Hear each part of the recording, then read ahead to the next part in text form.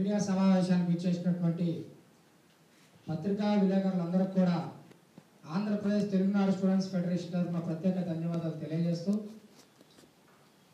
ఏదైతే గత నెల 14వ తేదీన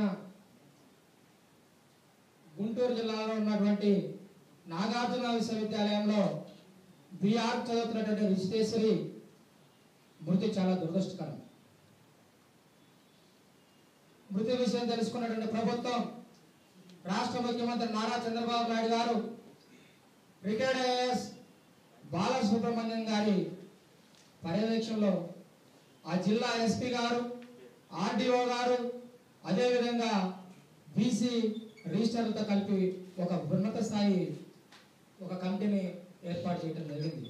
ఆ కమిటీ మొదటి మూడు రోజులు బీఆర్ కళాశాలలో ఉన్నటువంటి విద్యార్థుల మొత్తాన్ని కూడా విచారించడం జరిగింది. తర్వాత ఒక బీఆర్ కళాశాలలో కాదు, విశ్వవిద్యాలయంలో మిగతా విద్యార్థులు అందరితో కూడా చర్చించాలనే ఉద్దేశంతో మరి ఆ కమిటీకి ఇచ్చినటువంటి సమయాన్ని పెంచి మరి ఈ రోజున 10 దినాలలో విశ్వవిద్యాలయం మొత్తంలో మరి ప్రతి ఒక్క విద్యార్థిని ప్రతి ఒక్క తరగతికి వెళ్ళి లోతైన విచారణ జరిపించి ప్రభుత్వానికి బాలసుబ్రహ్మణ్యం కమిటీ ఒక నివేదికను తయారు చేస్తా ఉంది. మరి ఇప్పటికే సూసైడ్ నోట్లో ఉన్నటువంటి ఆధారాలకు అనుగుణంగా ముగ్గురిని రాష్ట్ర ప్రభుత్వం అరెస్ట్ చేసి రిమాండ్లో పెట్టడం జరిగింది.